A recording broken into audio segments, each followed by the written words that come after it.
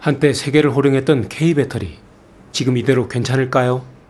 오늘 그 냉혹한 현실과 숨겨진 진실을 파헤칩니다. 안녕하세요, 아더쇼트입니다.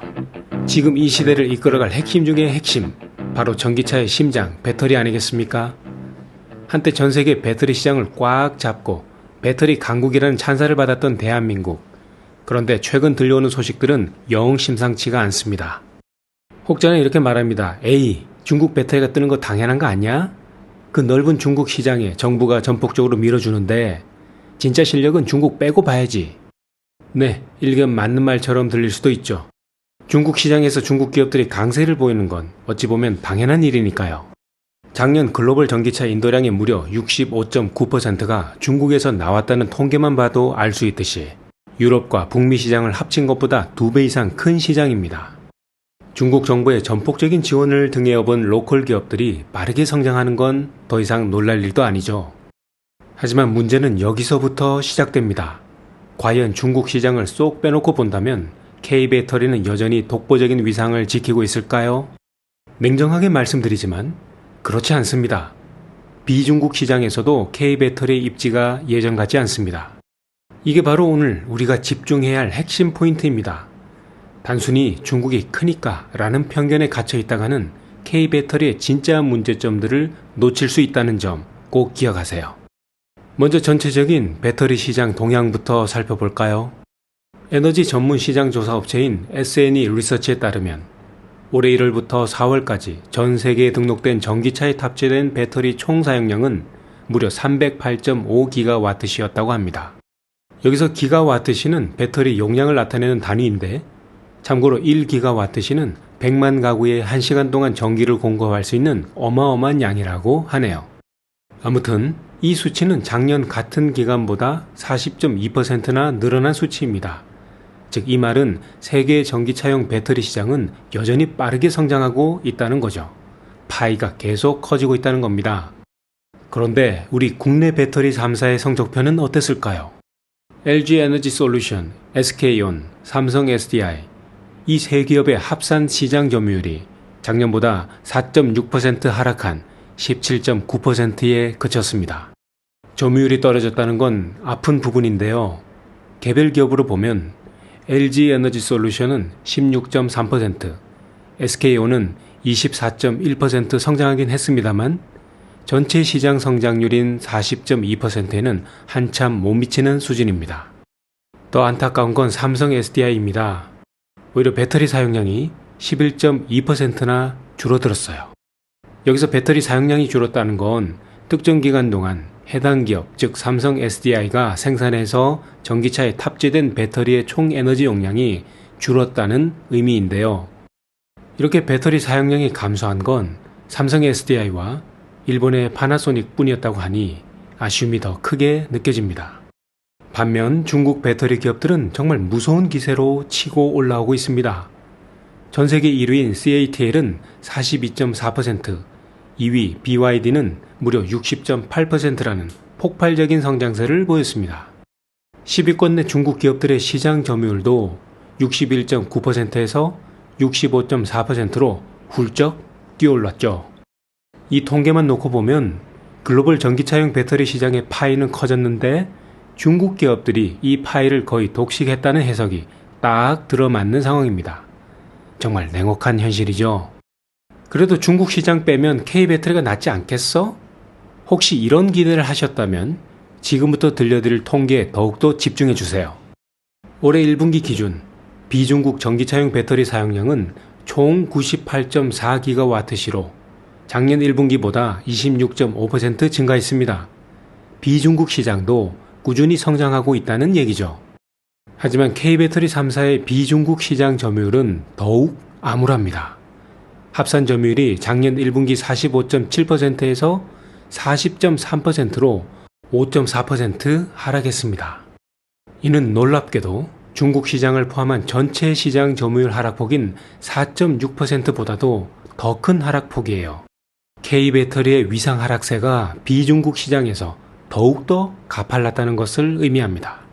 더 충격적인 사실은 비중국 시장에서도 중국 기업들의 약진이 두드러진다는 겁니다. CATL이 35.5% 성장률을 보이며 비중국 시장에서도 1위를 달리고 있고 BYD는 무려 104.7%라는 경이로운 성장률을 기록했습니다. 심지어 중국 기업들의 비중국 시장 점유율 합계는 42%로 K배터리 3사의 점유율 합계인 40.3%보다 높습니다. 이제 더 이상 중국 배터리는 중국 내소용이야 라는 말은 통하지 않게 되었어요. 특히 삼성 SDI는 비중국 시장에서도 배터리 사용량이 16.9%나 감소했습니다. 일본의 파나소닉과 함께 유의하게 마이너스 성장을 기록했죠. 심지어 작년에 인천 아파트 지하 주차장 화재 사고를 냈던 벤츠 EQE 모델에 탑재된 배터리를 생산하는 파라시스라는 중국 기업이 12.9%나 성장했는데 삼성 SDI는 그보다도 신규 수요가 적었다는 건 정말 뼈아픈 현실입니다. K배터리의 추락, 무엇이 문제였을까요? 불과 4년 전인 2021년만 해도 상황은 완전히 달랐습니다. 당시 중국을 제외한 시장에서 LG 에너지 솔루션은 35.2%로 압도적인 1위였어요. SK온도 11.1%, 삼성 SDI는 9.3%로 K배터리 3사가 비중국 시장의 절반 이상인 55.6%를 독식하고 있었습니다. 그때 중국의 CATL의 점유율은 14%로 2위였지만 LG 에너지 솔루션과는 2배 이상 차이가 났고 10위권 내 중국 기업 4곳의 합산 점유율도 18%에 불과했어요. K배터리가 말 그대로 왕이었던 시절이었습니다. 그런데 고작 2년 만인 2023년 CATL은 점유율 27.5%로 LG 에너지 솔루션을 앞질렀고 10위권 내 중국 기업들의 합산 점유율도 31.9%로 급상승했습니다. 그리고 올해 1분기에는 비중국 시장에서 K배터리가 중국 배터리의 점유율까지 역전당하는 상황이 벌어진 겁니다. 정말 순식간에 판세가 뒤바뀐 거죠. 그렇다면 왜 이렇게 짧은 시간 안에 K배터리의 위상이 추락했을까요? 첫 번째는 중국 기업들의 LFP 배터리 약진이 원인입니다. K배터리가 주로 생산하는 니켈 기반의 NCM 배터리는 에너지 밀도가 높아 한번 충전으로 오래 갈 수 있다는 장점이 있지만 원자재 가격이 비싸고 열에 취약하다는 단점이 있어요. 반면 중국 기업들이 주로 사용하는 LFP 배터리는 가격이 훨씬 저렴하고 안정성이 높다는 장점이 있습니다. 주행거리가 짧다는 단점이 있었지만 기술 발전을 통해 이 단점을 보완하면서 저가형 전기차 시장을 중심으로 빠르게 점유율을 늘려가고 있습니다.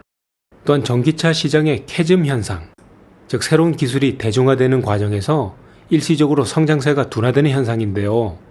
이 캐즘 현상으로 인해 소비자들이 가격에 더욱 민감해진 것도 LFP 배터리가 부상하는데 한몫했습니다. K배터리 부진의 두 번째 원인은 완성차 업체들의 배터리 내재화입니다. 테슬라, 폭스바겐 등 글로벌 완성차 기업들이 배터리 공급망을 안정화하고 원가를 절감하기 위해 자체적으로 배터리를 생산하는 움직임을 보이고 있어요. 세 번째 원인은 리콜 및 품질 문제인데요. 과거 K배터리 일부에서 발생했던 화재 등으로 인한 리콜 사태는 소비자들에게 불안감을 심어주고 기업 이미지에도 타격을 줬습니다. 네 번째 원인은 공격적인 투자 및 기술 개발 부재입니다. 중국 기업들이 정부의 전폭적인 지원을 등에 업고 연구 개발에 막대한 투자를 하며 빠르게 기술 격차를 줄이고 있는 반면 K배터리는 상대적으로 투자 속도가 더뎠다는 지적도 있어요. K배터리 이 위기를 어떻게 넘어야 할까요? K배터리는 지금 막다른 골목에 몰린 듯 보입니다. 하지만 여러분, 위기는 곧 기회가 될 수 있다는 점을 잊지 말도록 합시다. 기술 초격차를 유지하고 차세대 배터리 개발에 박차를 가하며 안정적인 공급망을 확보하는 등 K배터리가 나아가야 할 길은 명확합니다. 정부의 적극적인 지원과 기업들의 과감한 투자가 병행된다면 K배터리는 충분히 이 위기를 극복하고 다시 세계 시장을 선도할 수 있을 겁니다. 오늘 영상이 K배터리의 현 주소를 이해하는 데 도움이 되었길 바랍니다. 여러분은 K배터리가 다시 힘차게 도약하기 위해 어떤 노력을 해야 한다고 생각하시나요? 댓글로 여러분의 소중한 의견을 남겨주세요. 여러분의 성공 투자를 응원합니다. 구독과 좋아요도 부탁드려요. 그럼 다음 영상에서 또 만나요.